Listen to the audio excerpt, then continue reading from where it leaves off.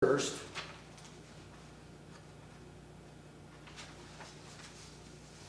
and they were using the land for grazing or some other use. Only individuals who become naturalized citizens by testing for and meeting the requirements could legally homestead land they were squatting on. To sell one's squatter's rights was much different than selling property one had a legal deed to. In John and David's case in buying Bern, they just bought the squatter's rights for $50. The same was true when Christian bought all the land north of North Street in Bern from Apostle Ridge for 20 head of steers. In both cases, they just bought the squatter's rights. Then they followed up by homesteading those parcels to obtain legal deeds to the property. Thus, that was one of the reasons they were so concerned about schooling. They had to read, write, and speak English to become naturalized citizens so they could qualify to homestead and get legal deed to the land. But the family was growing. The boys were getting older and getting wives and families, and their needs were increasing. Plus, the more individuals in the area that qualified to homestead the land, parcels, usually 160-acre tracts, were being fenced and improved upon, and legal deeds were being given by the government. This was decreasing the Kunz's ability to make a living by renting dry stock and pasturing open range at a price per head, or renting milk cows making cheese during the summer months, again feeding them on open range. The growth of the family, plus continual decrease of available open range, was starting to strain their way of life. So they were continually expanding their geographic areas in search of additional open range. As early as 1880, we find them moving into areas such as Pegram, Wardboro, Nownan, Raymond, areas around Montpelier, and as early as 1887, even out to the dairies that were established in Williamsburg in the Lanes Creek drainage in the Caribou County. Out there they were competing with sheepmen from Utah and the Malad, Idaho country, who were also expanding their herd sizes and needed access to more open range. To the Kunz's benefit, the sheepmen tended to pasture the higher elevations in the mountain region, and they were able to get the squatters' rights to the valley floor pastures. Then, as soon as they were able, they started homesteading tracts, and as soon as was possible, they had family members, including wives and children, homesteading tracts alongside and around the original dairy tracts in order to hold on to the large pasture lands needed to support their way of life. By the mid-1920s, the days of easy acquisition of additional open range was over, and so also came a necessary downsizing of their individual dairying operations. Also about the same time came more government regulations concerning the producing of foodstuffs, and between the two, they shortly thereafter brought the end to the traditional Kunz dairies with the making of American and Swiss cheese as it had been done for centuries and as it was introduced from Switzerland by John Kunz II and his family.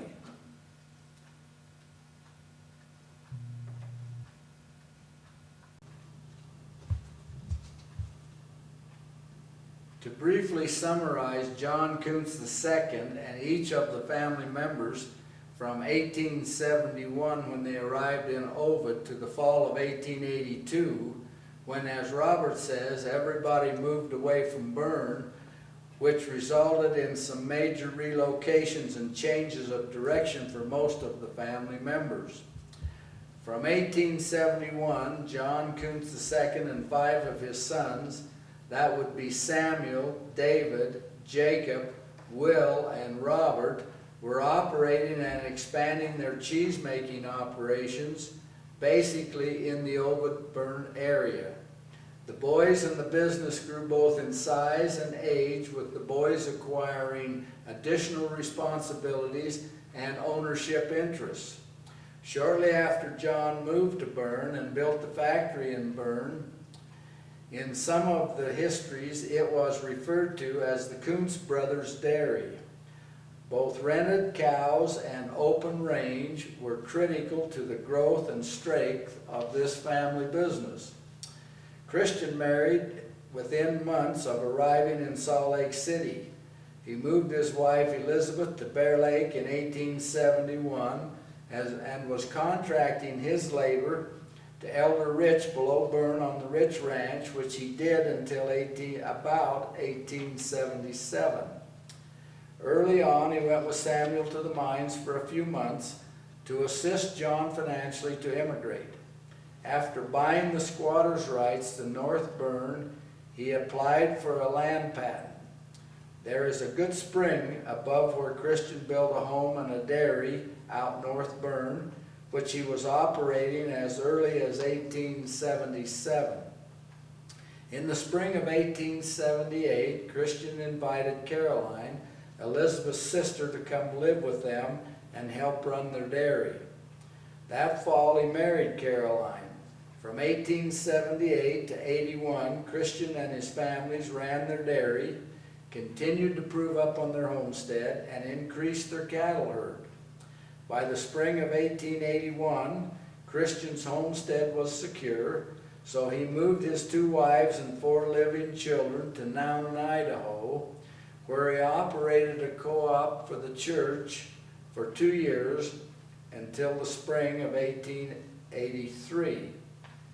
Christian moved his families back to North Bern in the spring of 1883, where he and Robert's wife Caroline again operated that dairy as a partnership for 1 summer. It appears that Christian never had an operational nor ownership interest in the Kunz Brothers Dairy that John started in Bern. Katharina was living in Malad City and was still married to Lawrence Balmer, and she had no interest in the dairy at Bern. The length and extent of Samuel's participation in the Kunz Brothers Dairy at Bern is hard to establish after his marriage to Elizabeth Haney, December 9th, 1872.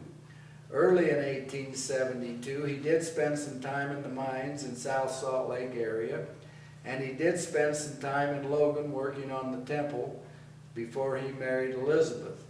Samuel and Elizabeth lived in Ovid for 1873 until the spring of 1874, when he moved his family to Montpelier for the next 8 years, where his next 5 children were born. If, and I say if because I cannot verify that Samuel did have any operational or ownership interest in the Kunz Dairy at Bern, but he was working somewhere during those 8 years, and assuming that he did have an interest, he sold it to one of his brothers prior to his moving his family to Pegram in the spring of 1882, where he made cheese at a dairy of his own for the next 6 years. John Kunz III came to Bear Lake in the fall of 1873 with a very young family, and John and Christian worked together on the Rich Ranch for several years. They were expanding their cattle herds and doing some cheese making while at the Rich Ranch. John lost Magdalena to death in the spring of 1874 and married twice in the fall of 1874. John stayed in the Ovid-Bern area for the years of 1875 and 76.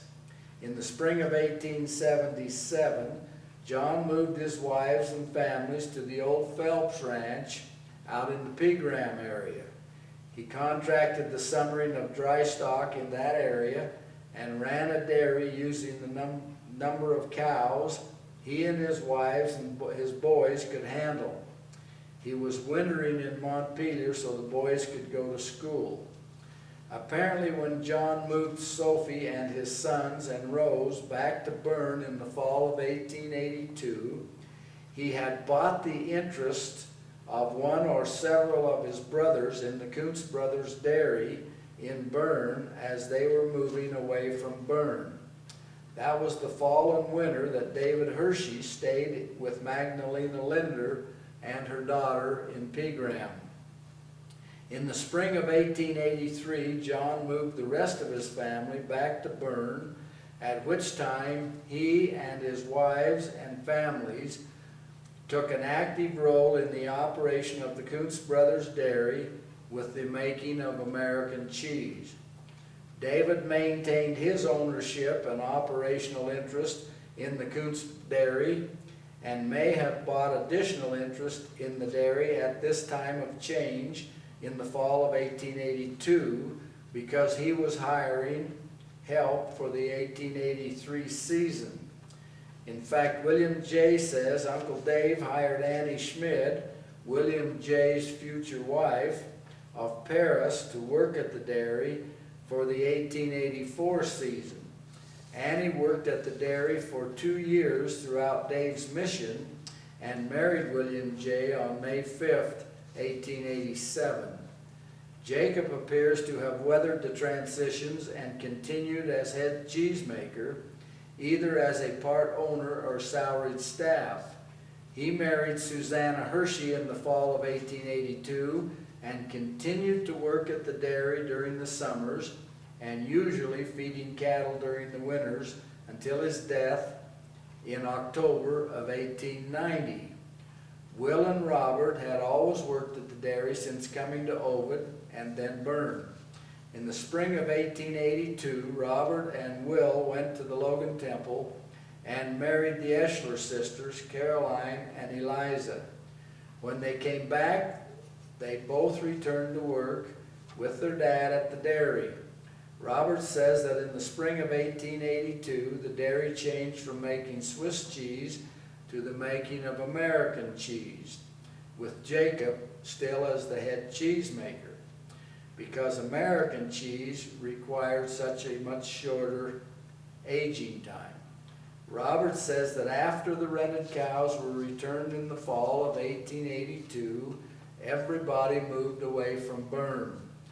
William sold his interest in the dairy in the fall of 1882, and he and Eliza moved to Wardboro and filed on a homestead. William was farming and may have started a small dairy of his own at Wardboro. Robert sold his interest in the dairy in the fall of 1882 and moved to Montpelier. He moved back to Bern for the summer of 1883 and partnered a dairy with Christian for that season, and then Robert says he once again sold out and moved to Raymond and filed on a homestead. It is from the spring and fall of 1882 that the geographic area impacted by the Kunz's family dairy operations begin to expand outside Bear Lake Valley. And it is from here that we will continue to follow the family members to various locations, still operating dairies and other farming operations until the end of their lives. As I read about the business arrangement between John and his sons in the Kunz dairy at Bern in the various histories, it appears that prior to the fall of 1882, the boys basically worked for their father, even though they were acquiring an ownership interest that Robert indicated had sellable value when they moved away from Bern. When Robert left Bern a second time in the fall of 1883, he said, "I again sold out and moved to Raymond." After 1882, when John and David bought their brothers out, the dairy starting with the 1883 season appears to have been run as a partnership with John Kunz II, John Kunz III, and David as the owners. In David Hershey's journal, he says they hired Jacob Kunz as the head cheesemaker as he was the best around. When the histories say John or William J. on John's behalf gathered cows or David gathered cows in the spring, it was for the Kunz Dairy, or when David hired help or when John hired help, it was for the Kunz Dairy. This appears to have been true until David and John III started summering and dairying at Williamsburg, where they were in different locations and each was running his own dairying operation with different herds. When the boys took winter contracts for feeding cattle or sheep, those contracts appear to be individual and independent of other family members. John II was 60 years old and was beginning to have health issues in 1883 when John and David bought in and took over operations at the dairy. Their father continued at the dairy as his health would permit, but both John III and David had split their operations and were summering at Williamsburg within 4 to 5 years after getting involved in the Bern dairy, and their dad had died within 7 years of that. John Kunz II died on the 16th of February, 1890. In the fall of 1882, John III moved Sophie and William J., Rose, and Johnny from Pegram to Bern.